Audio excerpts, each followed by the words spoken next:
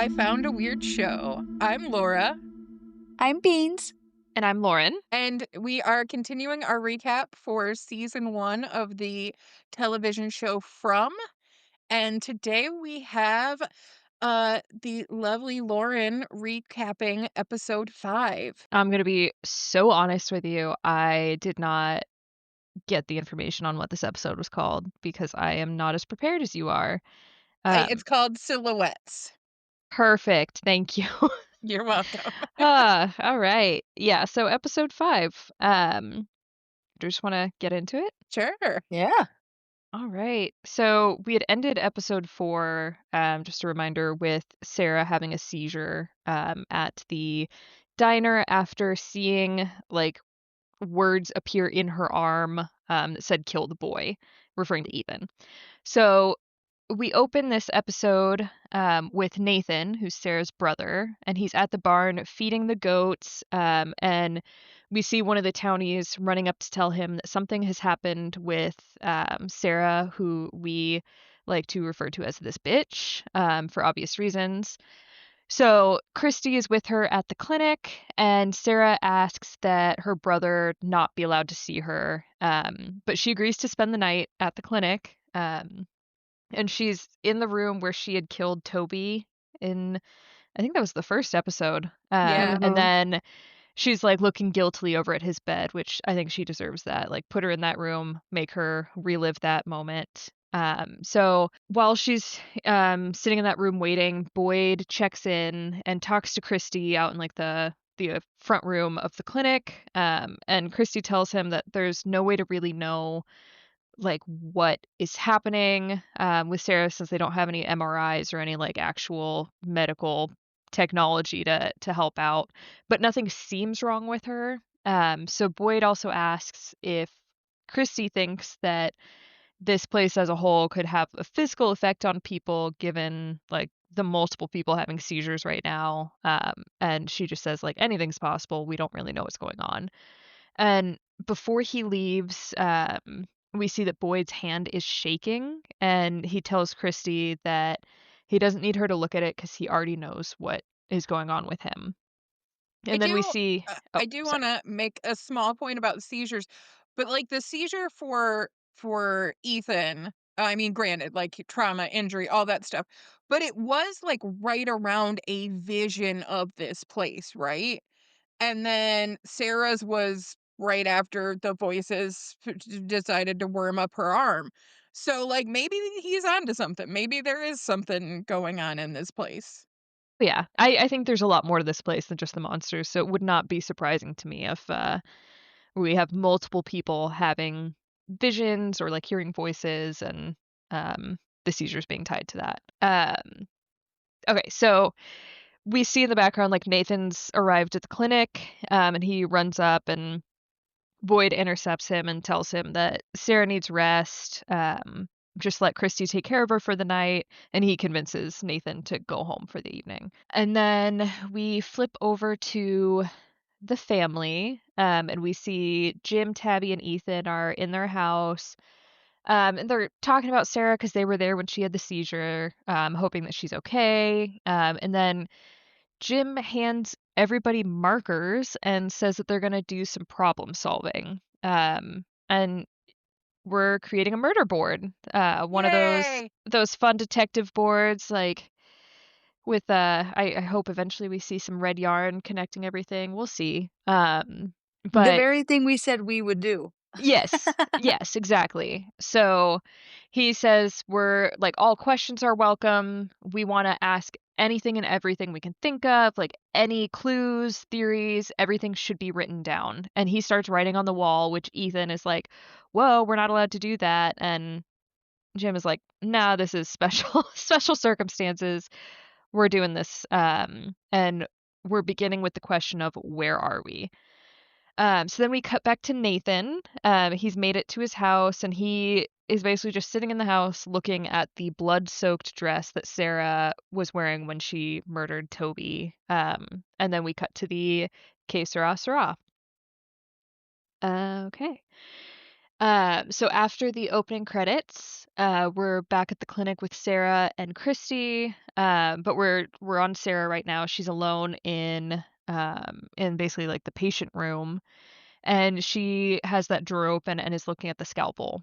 And then Christy comes in, and they kind of have just like a fun little girls' night, talking about Kenny and Christy.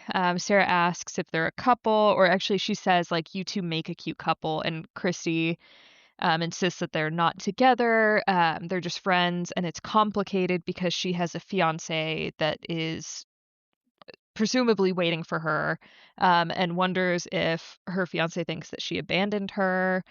Um, and then Sarah says that she doesn't have anyone waiting for her. She had someone, but he wasn't good, and her brother saved her. So Nathan is like the only one who really matters to her. Um, But specifically, she says, "He's the only thing I have in this world," or yeah, something along those Yeah. lines. yes.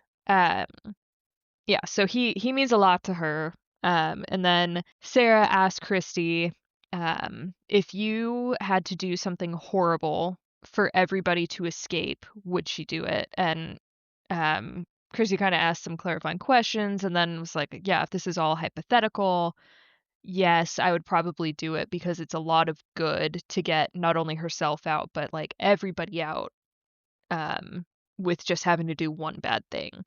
And we all know that this is not really a hypothetical situation, but Christy doesn't know. She seems like a little suspicious, like, what is this weird line of questioning? But if it's all hypothetical, like, sure, why not?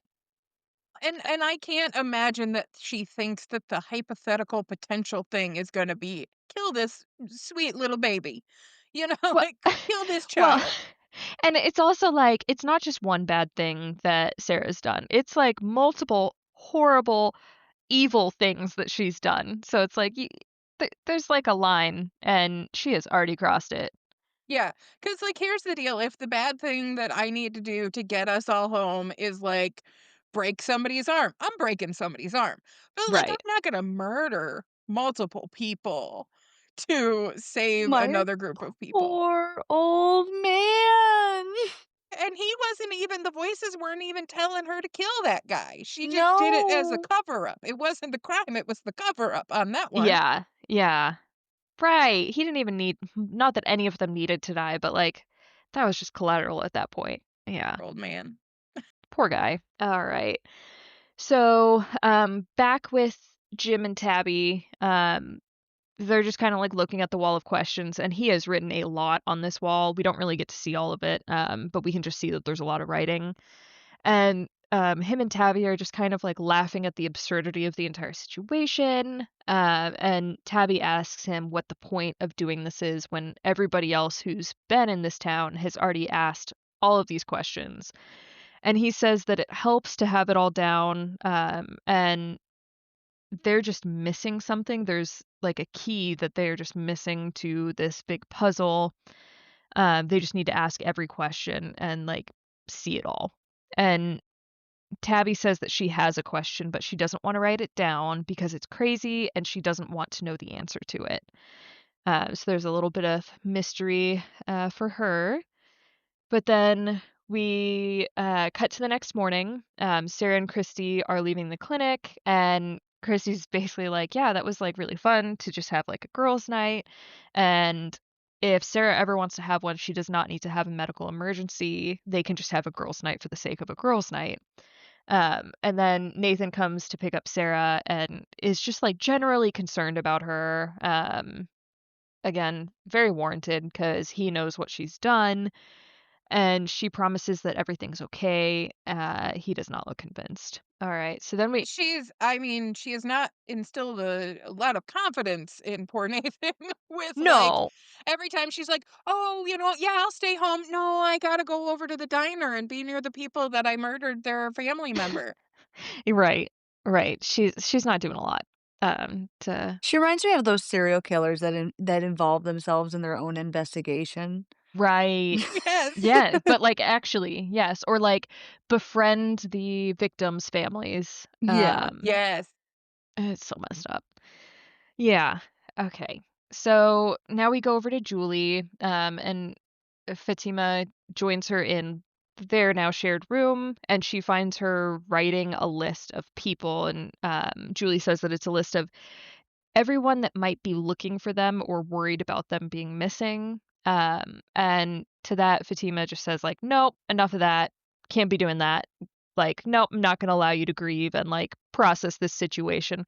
We're going to do something fun instead. And she goes to find Ellis and tells him that Julie is making the list. Apparently, this is something that everyone goes through when they first get to the town. Well, grieving is illegal because it's not fun. Right. Grieving is not acceptable. You are not allowed to process the situation. You just have to get over it right away. And multiple people, though, have already kind of pushed that point. I mean, Father Cadre to Boyd was like, "I wish you had time to grieve. You don't." You know, like, so it's kind of a thing around the whole place of like, "Hey, I see you wanting to grieve. No, I unacceptable." It does feel like that, but I feel like if it's like, "Ooh, come swim in the pond or process your feelings," one of these things is not like the others. I think they would have a lot fewer issues if they allowed people to explore their feelings more, talk about it, and not just bottle that shit up and hide it. But Exactly. maybe that's a commentary on real life.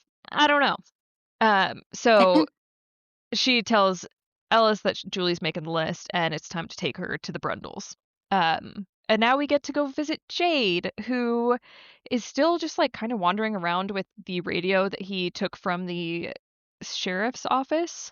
And he runs into Trudy, who is she's being Trudy. She is just like hanging out on a porch to one of the buildings, and she talks to Jade and says that he's cuter when he's awake, which freaks him out a little bit. I don't know why. That seems like a totally normal thing to say to someone. Yeah, Um, and then she says, I think this might be Laura's favorite line. I don't know if you yes, want to it say is. this. Yes, it is. So she says it is too bad that you picked the town and not the colony house, because I would have ridden you like an alabaster dragon. And he just I don't even think he responds to that. He just kinda looks at her like, "What the fuck are you on?" Yeah, he's like, "Oh, I thought I was crazy and that other people were Trudy is crazy, crazy." He's like, "I'm out, okay? You know what? I'm gonna go ahead and walk myself away from this conversation." Yeah, and she walks off, and he, like, looks at the building that she was in front of and starts heading towards that. And then we get a quick scene of Boyd and Kenny, back at the station, and Boyd is, like, staring at the map of, like, where everyone came from, and then he asks Kenny to hold down the fort because he's gonna go visit his wife, and he grabs the talisman and heads out. So Jade goes inside that building, and he has found the makeshift bar that they've kind of put together. And the, I guess we could call him a bartender. It's not like a fully bar. He's just kind of giving people alcohol. I don't know his name. Do you know his name, Laura? Don't actually know his name yet. I know we see him more in the future. I would hope so because I kind of liked him. So he gives Jade some poor man's potato vodka and Mhm. basically tells him that like life here gets easier, you adapt. And Jade responds that he's still processing everything, and he goes into this tangent about how they're all rats in a maze, like nibbling cheese, and this situation is just a paradox. And he like sees darts and he picks them up, and he's like, without knowing where we are, we're basically like throwing darts blindly at a board. Like we're not even gonna hit the board because we don't know where we're looking. And he just says that this is like just a mess. We can't solve this without knowing exactly where we are. So that's the first thing that they need to figure out. And he gets stopped because again he's throwing darts blindly. He breaks some glass. Everyone's like, "Dude, calm down." Um, and he settles down and then says that he should not be there because he just sold his company. He should be celebrating. Like there's been a mistake. And the bartender tells him that their paradox is Schrodinger's cat, and this place that they're in is the box. And The people back home are outside of the box and are wondering if the cat, aka the people, are alive. And so for now, like they are both alive and dead to the people outside of the box. So he reveals that he was a professor of philosophy and tells Jade that if he's so smart, Jade should figure out how to get the radio working so that they can tell the people outside the box that the cat is alive. Um, which I think, yeah, I feel like that's one way of doing it, but Well, and I think I mean, it was a good point, and I think it probably gave Jade something to focus on too, because right now he is just kind of all over the place and doesn't yes, really know, so it kind of gives him a focus. yes, and he needed that. And I think it also kind of showed him you might be smart, but like there are other smart people here. Like he was like, I don't know what you did before coming here, but I did this. And so this guy's like, yeah, I was a professor. I'm Yeah. also Yeah. smart in a different field, but I am also smart. So Right. get It's over almost like a yourself. almost like a recognition of minds, like, Yeah. "Oh, okay, so you are just as unfortunate as me. Like, Yeah. this isn't a woe is me." Because you're like there is a moment, like, even I don't know if the actor meant to, but there is almost a moment of, like, recognition Yeah. in his expressions. Yeah. Will say I still feel like Jade feels like he's the main character. Like, Oh, I think Probably, but that's gonna be a long time to fix in him if slap it that ever man. happens. Yeah. Yeah. I don't know. But now we're back to Sarah, and she is walking up to Jim, Ethan, and Tabby's house, and we see that she has the scalpel, so she did take it from the clinic before she left. Tabby is inside with Ethan, and she's like redressing his wound, and she actually makes a comment on being surprised about how fast it's healing. And Ethan says that he thinks that this place is special, and while it tries to hurt people, it might also be trying to help them. And he wonders if there's anybody there that like is there to help them. So then we hear Jim calling up saying that Ethan has a visitor. And Sarah's downstairs waiting for him, and they go out to the playground outside. And they're on the little whirly carousel thing that we saw like Victor and the little boy in white on. So they're just like spinning around. Um, I this scene of them just being like, "Oh yeah, someone's here to visit you," like really annoyed me just because of like how shitty Jim was to Victor, just wanting to talk to Ethan at the diner and then like, "Oh, this person that we've known for the same amount of time or less has come to take my kid outside to play." Like, where was the anger about this? But no, No, it's totally fine.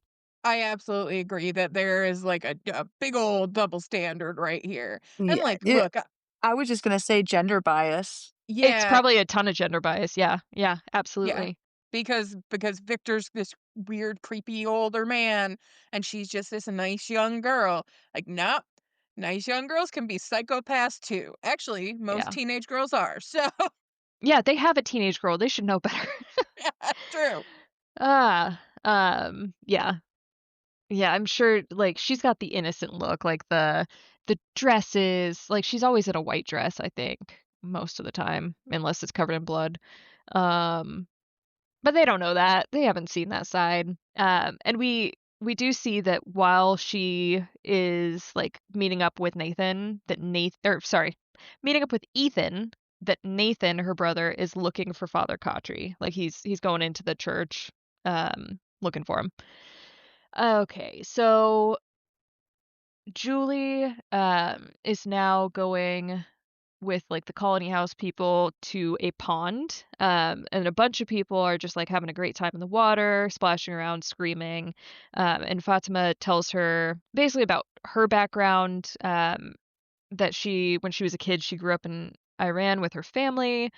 And when she was younger, they were at like her uncle's birthday dinner. And actually, I should back up and say her dad was a pastor, I believe. Or Yes. yes. So when they were at this family dinner, some men showed up and like were yelling at them, and there was a bit of back and forth arguing, and her mom told her to hide, and she saw the silhouette of her father being taken outside and basically shot in the street. And she says all of this just like she's fully accepted the situation. She says it like pretty just like straightforward. And then Oh, she says, oh, continue. sorry. Sorry. I was gonna say she says the point of this story is that there are always monsters in life, no matter where you are, and you just can't let them scare the life out of you.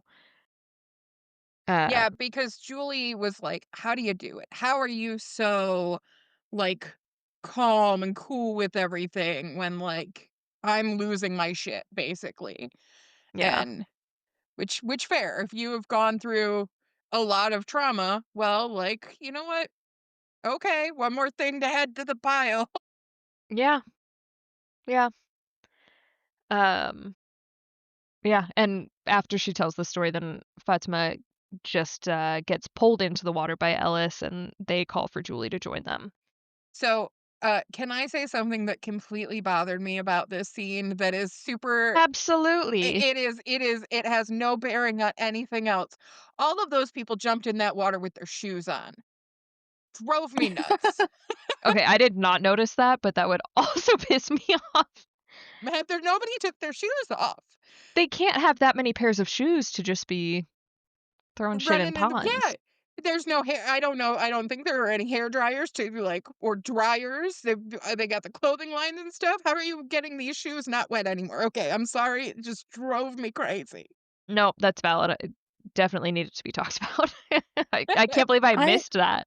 I also am a type of person where if it's like I don't know exactly the ecosystem that I'm in, I don't I mean, maybe they've been there longer, so, I mean, at this point in the show, but, like, who decided to jump in that pond first? How did they know there wasn't some sort of weird sort of bacteria or some shit? Yeah, Maybe they're just like, "We don't care at this point. That would be a better way Uh, to go out than monsters." that's fair, true. yeah, yeah, totally You gotta possible. take the little joys in life, whatever they may be. Alright, so back with Sarah and Ethan, he's asking her, like, "How long have you lived here?" And she tells him that she's been in the town for only a few months, and he then tells her that, like, "Oh, yeah, my parents are trying to figure out where we are so that we can go home." And his parents are watching from the window and are like, "Oh, yeah, Sarah's such a sweet girl." Yeah, that's because you don't know anything. Ugh. Then, Sarah and Ethan come over to them, like, they go back to the house, and Sarah says she wants to show Ethan the barn and all of the animals, and Tabby's like, "That sounds great, like, I'll go tell Jim that we're going." And Sarah's like, "Oh, no, no, you don't need to come with us." And Tabby, great mother that she is, was like, "No, I'm not doing anything, I'm coming with you." So Not leave my child with any random stranger in they have been here 4 or 5 days right now, and, like, right. look, okay, Sarah, you can go play on the playground equipment literally right outside the house, and we're watching you from the window, but you're not taking my child anywhere. Yeah, I did like, for all of the issues that I have with, like, them being like, "Yeah, she's cool," and Victor's not, and just, like, being weird, they did well with, like, actually watching from the window the whole time and not letting her go off alone with their child.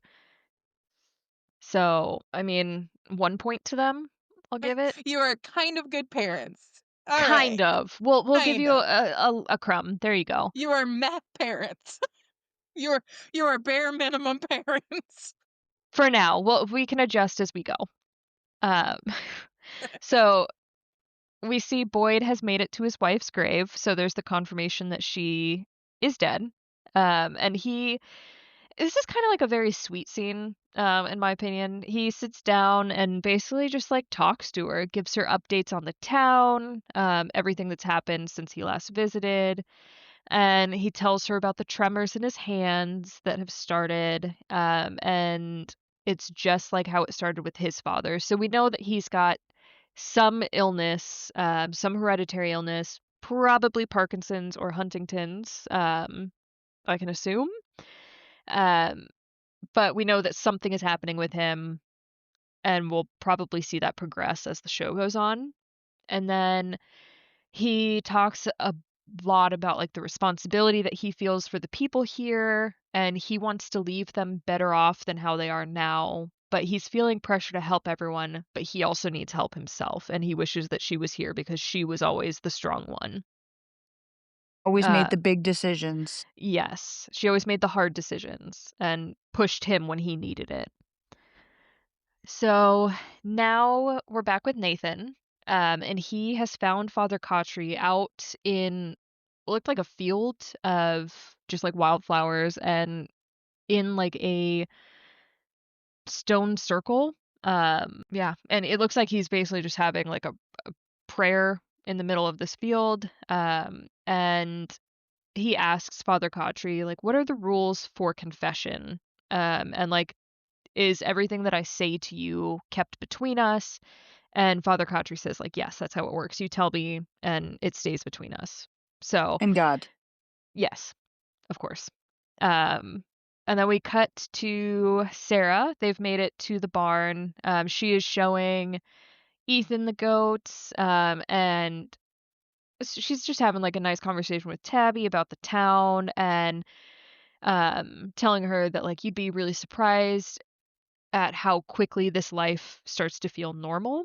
And she's like, yeah, we've heard that like before the talismans, like everybody had to hide, so there are just like hiding places all over town.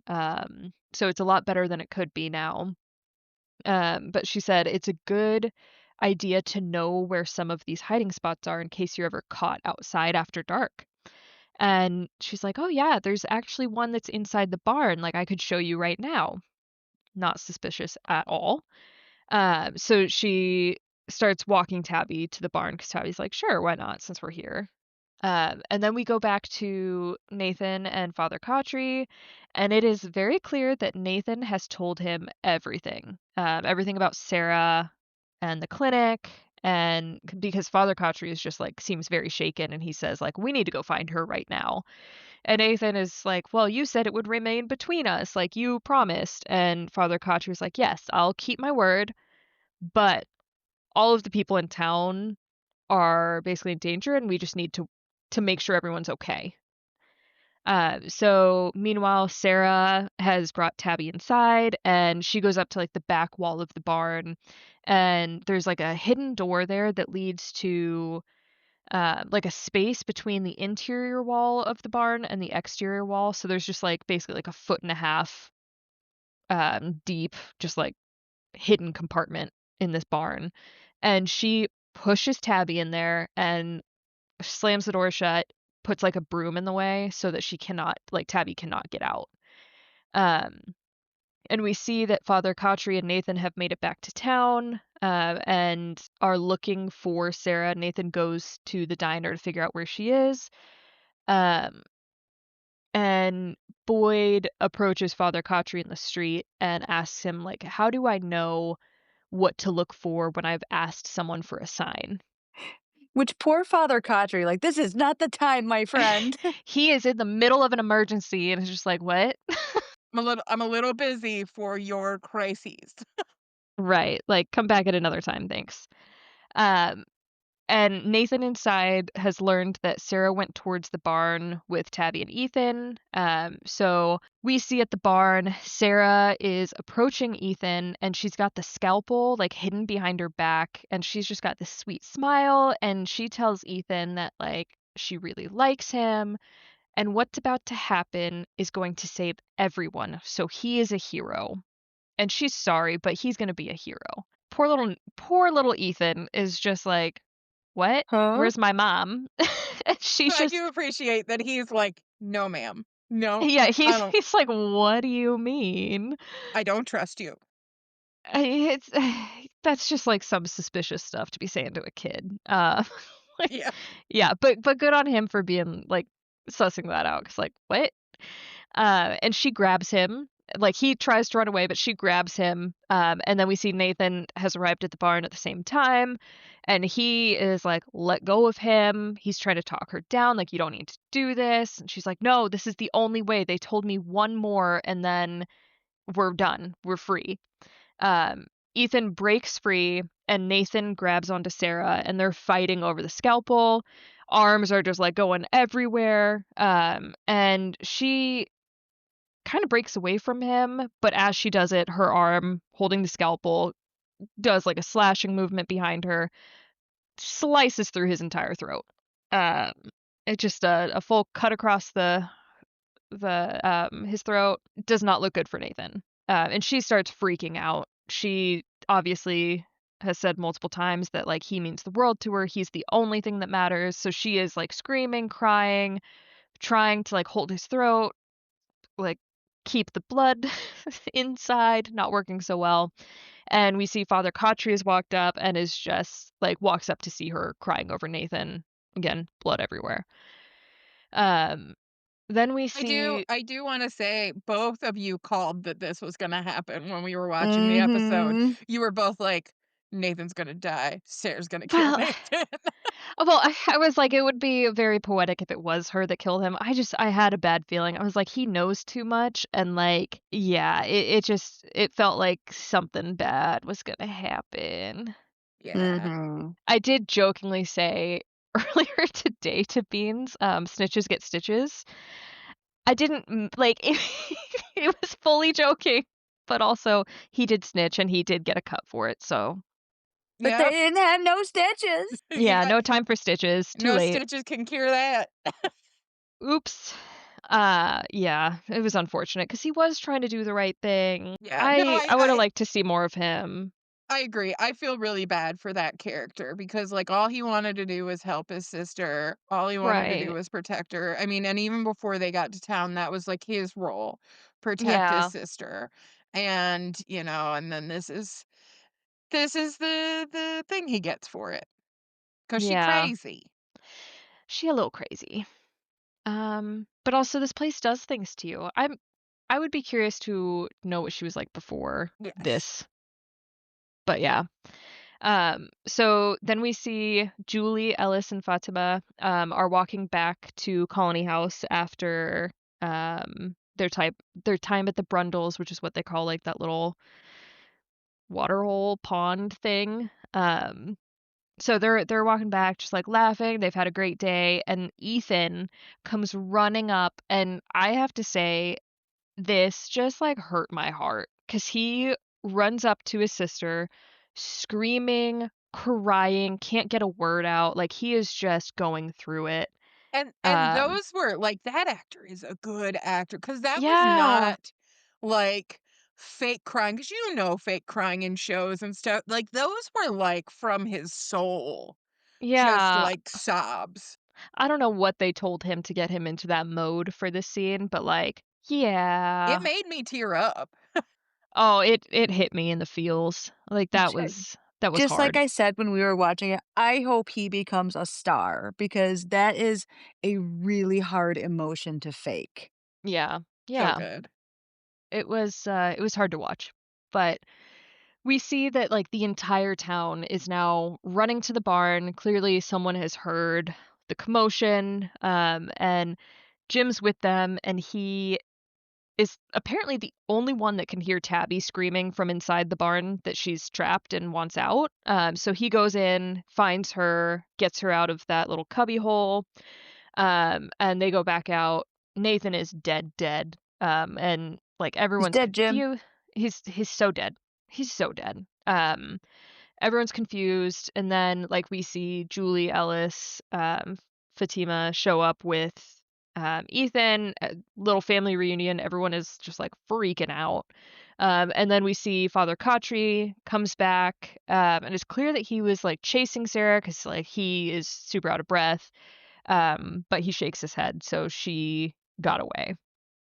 And then after everyone calms down, all the townspeople start heading back to their homes, and Jim has, like, a little confrontation with Boyd and Father Khatri in the street, saying that, like, they, um, thought they only had to worry about the monsters, not the people, and just kinda, like, going off about them about how, like, this is not acceptable, like, what the hell? What is wrong with you people? Um, and I do think that this of all the crash outs that Jim has had so far, this one is the most valid. seriously, See, the most he valid, but said my favorite line in the whole episode is, "You guys act like this is fucking Mayberry, and it's not." Yeah, and they do like, they're trying to make it as good of a life as possible, but, like, things are not right here, and you gotta stop pretending that, like, we're good. Um, but yeah, and Boyd says to him, he's like, "Well, if she comes back to town before nightfall, we will handle it. If she doesn't, it's handled," meaning like, "Oh, the monsters will get him." And that annoyed the shit out of me because no, that like it's not just handled if she doesn't come back. Like Right. she knows where to hide. She knows how to survive the night. We know that she's been out at night and hasn't gotten killed, like when she left the clinic in the middle of the night and went home. So, like, Mhm. no, it's not just like that clear cut. I am just worried that they're not going to be doing search parties in the morning for her like they should be doing. And Jim is still pissed off and he just goes home. Um, so we see that their family is now just like all together in their house, like comforting each other. And Julie takes Ethan upstairs to read the Chromonocle book. I'm an uncle. Yep. Um, yep, the Chromonocle, which I really want to read this book because Ethan makes it sound amazing. He is obsessed with it.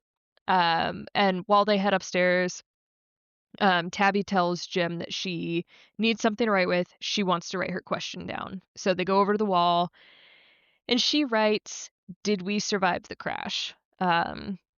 Basically asking the question of like, are we dead? Are Is we this in hell? all is this hell? Is this purgatory? What is this? And I really hope that it's not one of those kind of shows where everyone's dead because I feel like that's been done a lot. And Fair. I mean it's an interesting concept, but at the same time, like I want this to be real. I mean, at this point, though, I definitely was also I'm like, "Is this purgatory?" Like, that's what I've been thinking Yeah. since the beginning of the show. I'm like, "Is this purgatory?" Because that's kind of the default, like, easy answer, Yeah. It it of is an TV easy shows. answer.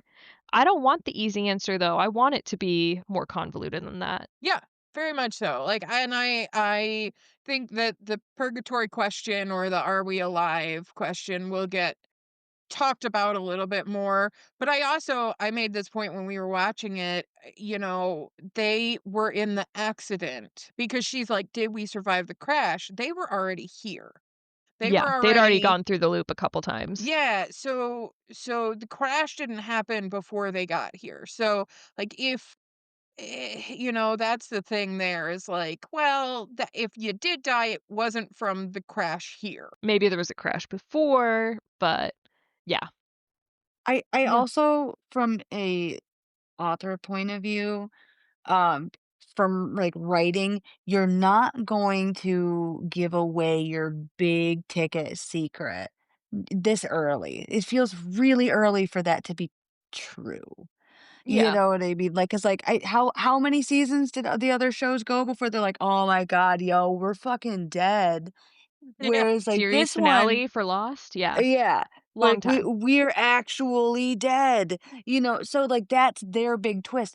I feel like they wouldn't have introduced it if they were gonna take the easy way out for it, So Yeah. you this know, I feel like it's Yeah. too Red herring. early. It's a red herring. Yes. Yeah, or like them just kind of as authors, as a show, kind of going, "We know where you're gonna be thinking, so we're Yeah. just gonna address it now."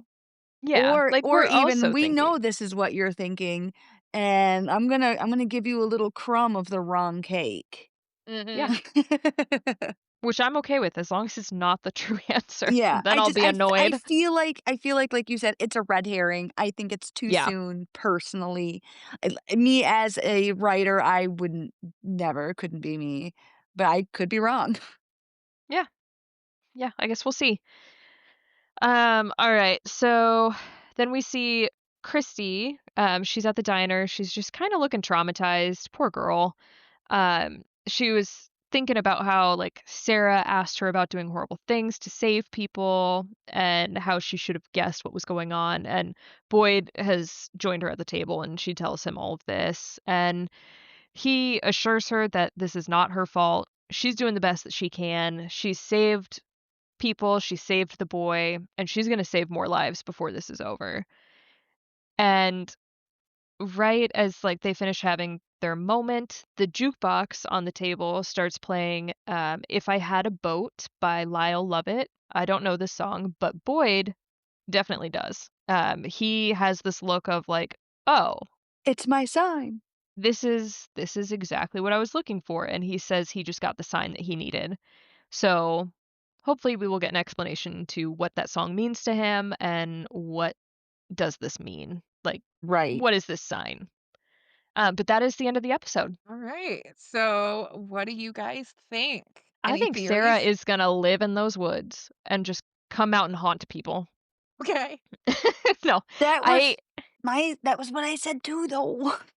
well, she's not done. There's no freaking way they're killing off, like, the only somewhat non-monster antagonist that we've got this early. So I think she's gonna be around for a while. Curious to see if there's gonna be some sort of, like, redemption for her. I doubt it, I but we'll see. I am so excited for you guys to see the next episode. God.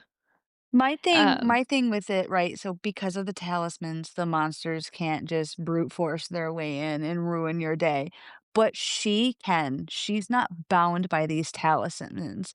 She could just kick your front door in. I mean, granted, looking at her, she can't actually kick your front door in, but she could break your window, sneak into your house, open the door, and let them in. I think I will say that she yes, she is bad. She is that bitch.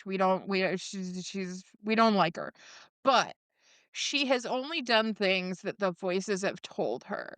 So it's gonna be one of those things where like I don't think she would run mayhem on a town and like open all the windows and be like, "Well, you but guys Ugh. are if the screwed." voices tell her to, But if the voices are like, "Well, we can let you go if you just make sure they all die."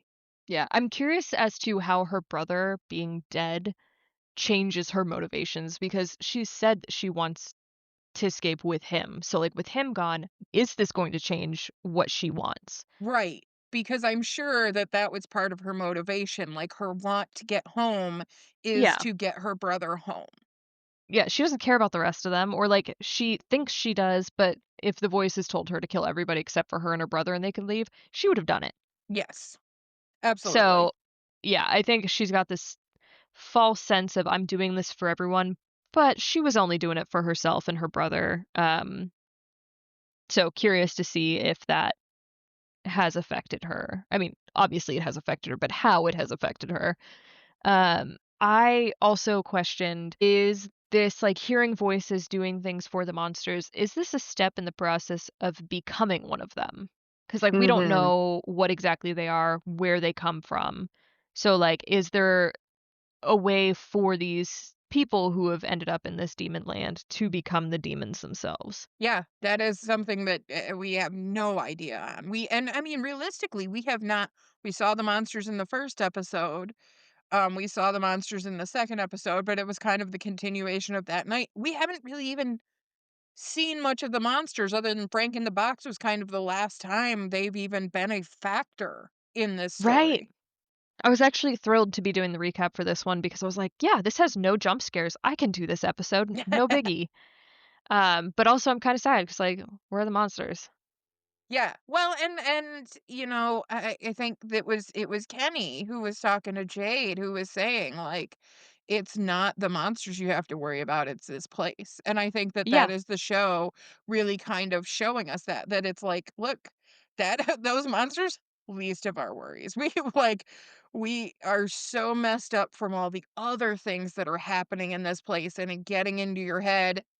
Clearly got plenty into Sarah's head, you know, and that it's just that's what you're fighting against, not necessarily these monsters, because now we have the talismans, we're a little more controlled in that area. So Well, it's all the other stuff.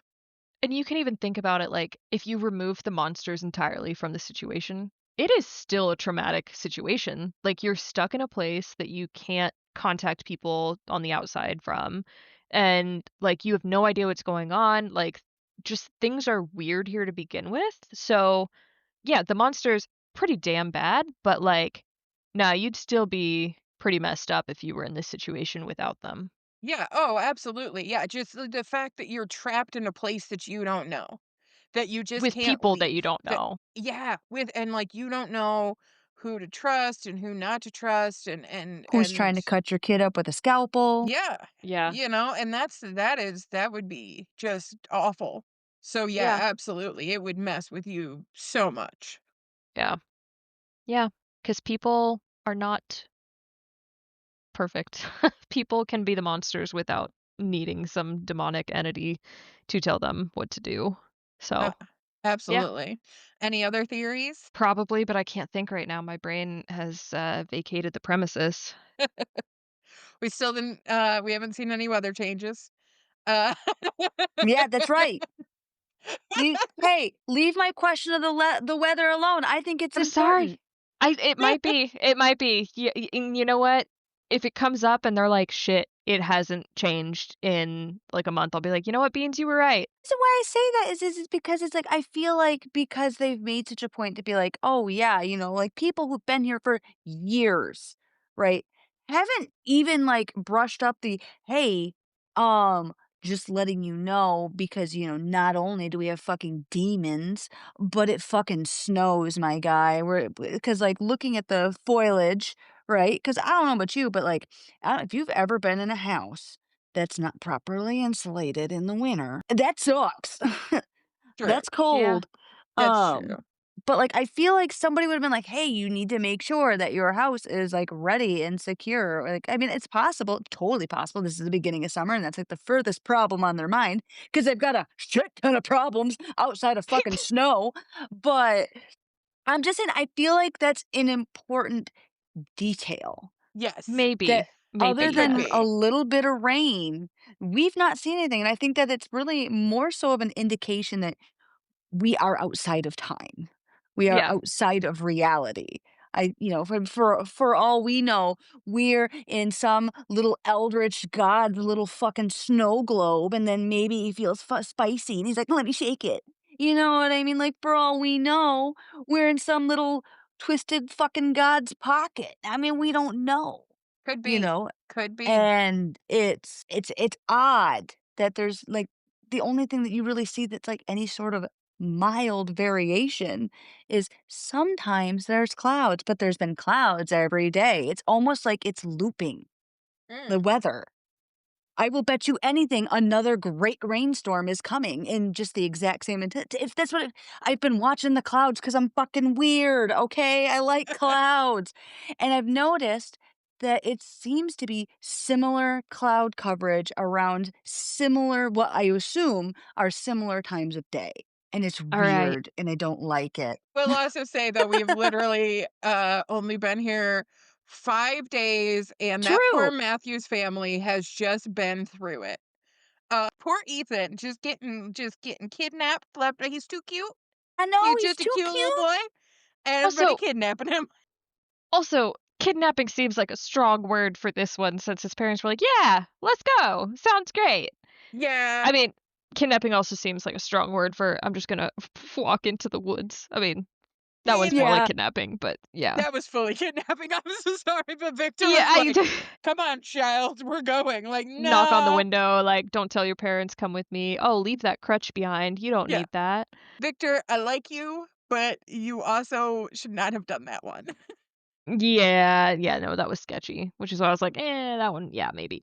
At But first, I was, like, really concerned about the crutch. I'm like, "What do you mean he doesn't need that crutch? What do you mean?" he But gave then, him a like stick. like, when it was, like, the crutch thing, I was like, "What do you mean he had a whole ass table leg in his leg?" Um, but But then when that the mom brought up the it's healing really fast, Victor would be aware of that because of how long he's been there. true. That is a good point. Yeah, and I mean, I don't think he, like, I don't know if that's why he justified it in his head, but he was just like, "Nah, we don't do crutches. Crutches are for hospitals. We do walking sticks. We're on an adventure," you know? But yeah, Right.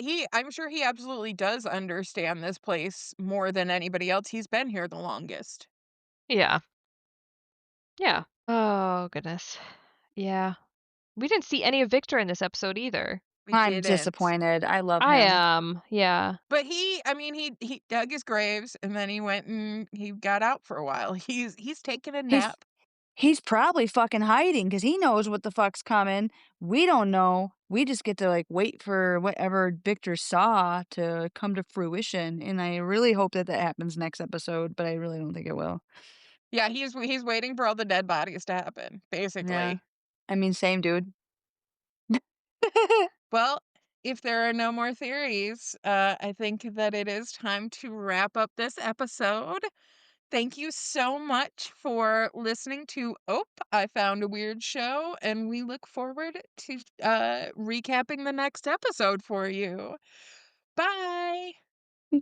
Bye.